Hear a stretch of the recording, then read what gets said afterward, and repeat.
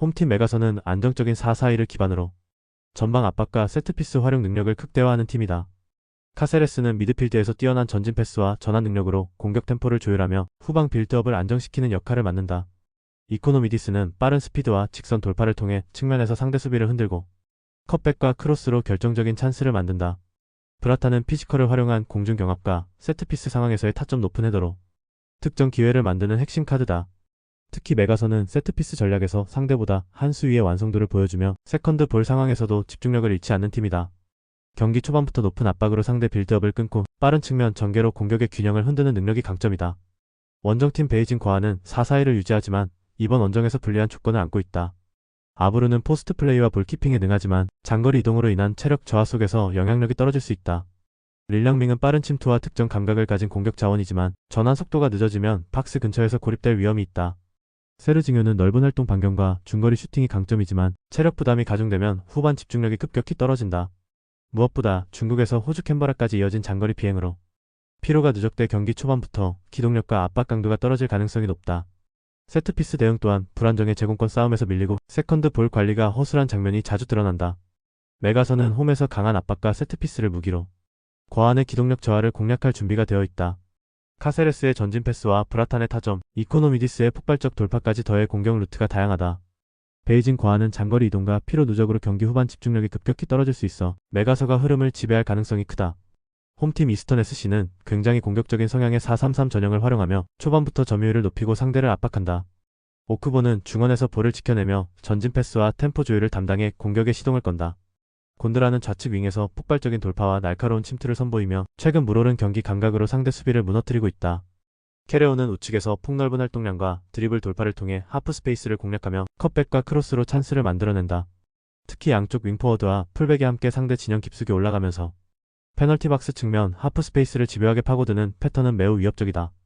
이 전술적 움직임은 남딘의 수비 간격을 흔들고 세컨드 볼 상황에서도 주도권을 확보할 수 있게 만든다. 원정팀 남딘은 4-2-3-1 전형을 기반으로 안정적인 수비와 빠른 역습을 추구한다. 카이우스 카이사르는 전방에서 제공권과 볼 키핑 능력으로 팀의 공격을 버티며 세컨드 볼을 연결한다. 브레너는 이선에서 넓은 활동 범위와 패스 시야를 바탕으로 공격을 설계하고 전환 속도를 높인다. 호물루는 측면에서 스프린트와 빠른 크로스로 역습 시 날카로운 패스를 공급하지만 수비 가담이 늦어질 때 공간이 열리기도 한다. 남딘은 두 줄 수비를 기반으로 버티려 하지만 측면 간격 유지와 하프 스페이스 대응에서 불안함이 드러난다. 특히 풀백의 복귀 속도가 느려질 때 상대 윙포워드의 침투를 막아내지 못하는 약점이 반복적으로 나타난다. 이스턴 SC는 공격적인 4-3-3 전개를 통해 점유율을 장악하고 양쪽 하프 스페이스를 집요하게 파고들 준비가 돼 있다. 오크보의 템포 조율과 곤드라의 폭발적 돌파, 캐레온의 유연한 측면 움직임이 남딘 수비를 지속적으로 흔들 것이다. 반면 남딘은 측면 간격 관리와 전환 속도에서 한계를 드러낼 수밖에 없다. 그래서 전술적 상성과 개인 기량 모두에서 앞서는 이스턴 SC가 승리를 가져갈 가능성이 가장 높다. 홈팀 템파인스 로퍼스 전통적인 4-4-2를 가동하며 안정된 수비 블록과 역습 전개를 중심으로 경기를 운영한다. 히가시카와는 측면에서 왕성한 활동량과 드리블 돌파를 통해 기회를 만드는 역할을 맡고 있다. 요시모토는 후방에서 빌드업과 중장거리 패스로 전방 연결을 지원하지만 압박을 받을 때 불안정한 장면을 보이기도 한다. 샤이라는 중원에서 템포를 조절하며 수비적 안정감을 제공하지만 전방 침투와 공격적 가담이 제한적이다. 최근 템파인스 로퍼스는 전방 압박 회피 능력이 떨어지고 수비 라인이 쉽게 흔들리며 상대의 빠른 측면 전환에 취약한 모습을 노출하고 있다. 원정팀 바툼 유나이티드 같은 4-4-2를 기반으로 하지만 훨씬 공격적인 색채를 띠며 상대 진영을 깊숙이 공략한다.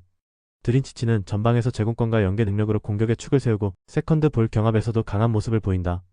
로페즈 피사노는 측면에서 공을 잡은 뒤 중앙으로 날카롭게 파고드는 인버티드 돌파를 즐기며 안쪽으로 들어오면서 인프런트로 반대편 파포스트를 향해 감아차는 킥이 결정적 무기가 된다. 엔디아에는 박스 안에서 파워풀한 피지컬과 침투 타이밍으로 피사노와의 연계를 완성시키며 마무리까지 이어간다. 특히 바툼은 측면 전개 후 중앙으로 좁히는 움직임이 유기적으로 이어지며 상대가 라인을 유지하지 못할 경우 한방의 공간을 파고드는 공격 패턴이 자주 나온다. 바툼 유나이티드는 피사노의 인버티드 돌파와 감아차는 킥으로 수비 라인을 무너뜨릴 준비를 끝냈다.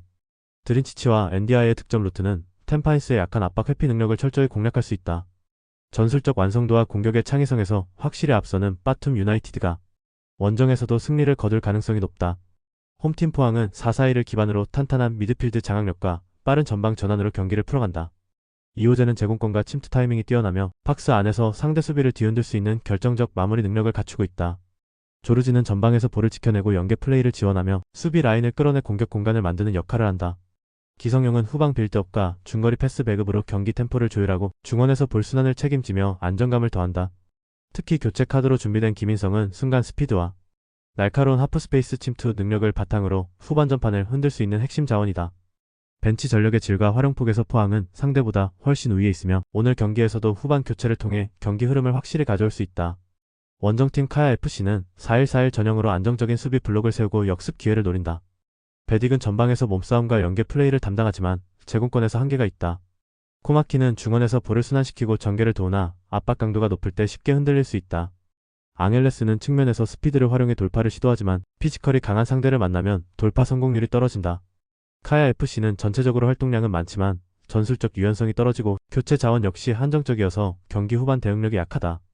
특히 빠른 전환과 하프스페이스 침투에 대한 수비 대응이 미흡해 경기 후반 집중력이 무너질 위험이 있다. 포항은 전력과 전술 완성도뿐 아니라 교체 자원의 질에서도 상대를 크게 앞선다. 김인성의 스피드를 활용한 하프스페이스 돌파는 경기 후반 승부를 결정지을 수 있는 무기다. 카야FC가 수비 블록으로 버티려 해도 체력 저하와 교체 카드 부족으로 후반 무너질 가능성이 높아 포항 승리 기대값이 매우 높다. 홈팀 공화는 4-4-2를 활용하며 중앙과 전방을 유기적으로 잇는 패턴 플레이를 기반으로 공격을 설계한다. 우고 고메스는 박스투박스 역할을 소화하며 중원과 최전방을 잇는 핵심이다. 그는 후방 빌드업 단계에서 안정적으로 볼을 받아내고 곧바로 전방으로 연결 패스를 뿌리며 공격 템포를 빠르게 끌어올린다. 특히 상대 중원을 흔드는 전진 드리블과 날카로운 스루 패스로 앨런 그라피테를 향한 결정적 찬스를 자주 만들어낸다. 앨런 그라피테는 제공권과 피지컬을 활용한 포스트 플레이뿐 아니라 순간적인 박스 안 침투로 득점력을 높이는 유형이다. 레오 아서는 측면에서 드리블과 크로스로 공격폭을 넓히며 세컨드 볼을 살려 두 번째 기회를 만들어내는 능력이 돋보인다. 공화는 교체 카드에서도 폭발력을 유지하며 후반전에도 속도와 전환을 끊임없이 이어갈 수 있는 전력적 여유를 가지고 있다.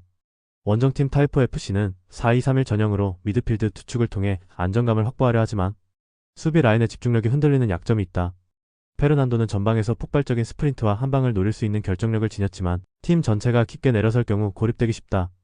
카브리엘 치비디니는 중앙에서 볼을 전개하고 박스 근처에서 패스를 시도하지만 압박이 강할 때 전개 속도가 늦어진다. 미셸 레너는 측면에서 드리블 돌파를 시도하지만 결정적 장면을 만드는 데에는 기복이 있다. 타이포FC의 포백은 라인 간격 유지와 박스 근처 커버링이 불안해 공안의 직선적 전개와 고메스의 침투 패스에 쉽게 흔들릴 수 있다. 후반 교체 카드에서도 확실한 전환 자원이 부족해 경기 후반 집중력이 떨어질 가능성이 높다. 공안은 우고 고메스를 중심으로 후반과 전방을 완벽히 연결하며 빠른 전환과 결정적인 찬스를 만들 수 있다.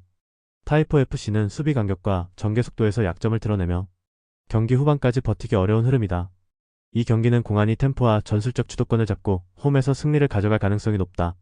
홈팀 라차브리 포메이션은 4-4-2며 카이우 프롬은 최전방에서 볼을 지켜내며 연계 플레이를 시도하지만 강한 압박을 받을 때 영향력이 제한적이다. 데니 주니어는 활동 범위가 넓고 순간적으로 박스 안으로 침투하는 움직임이 있으나 결정력과 연결 속도에서 기복이 있다. 센치타워는 측면에서 왕성한 수비 가담과 빠른 역습 지원을 담당하지만 볼 전개를 주도하는 능력은 제한적이다. 팀 전술은 전방 압박보다 중원 안정과 라인 유지에 초점을 두고 있지만 강한 점유율 팀을 상대로는 수비 간격이 쉽게 멀어지는 약점을 드러낸다. 특히 중앙 수비와 풀백 간의 커버 밸런스가 불안정해 하프스페이스 돌파와 측면 침투에 취약하다. 원정팀 간바 오사카 포메이션은 4-2-3-1이며 우사미 다카시는 팀의 절대적 플레이메이커로 중원에서 볼을 지켜내고 정확한 전진 패스를 통해 공격을 설계한다. 그의 패스를 이어받은 윌튼 펠리페는 폭발적인 스피드와 드리블 변속으로 측면을 무너뜨리며 페널티 박스 안쪽을 적극적으로 공략한다. 툰맷은 중원에서 볼 배급과 압박 차단을 병행하며 공격 전환의 연결고리 역할을 담당한다. 간바 오사카는 우사미를 중심으로 좌우로 스윙 전개를 하며 상대 수비를 흔들고 펠리페의 페네트레이션으로 박스 안을 직접 공략한다. 이 과정에서 상대 수비진이 우사미와 펠리페에 집중하는 사이 후방에서 올라오는 동료들이 시야 밖에서 자유롭게 슈팅 찬스를 잡을 가능성이 커진다. 즉 우사미 펠리페 조합은 단순히 개인 능력뿐 아니라 주변 자원까지 연계해 다층적인 공격 루트를 만드는 핵심 축이다. 객관적인 전력 차이가 뚜렷하고 간바 오사카의 현대적 빌드업 패턴은 라차브리 수비 라인이 감당하기 어려운 수준이다.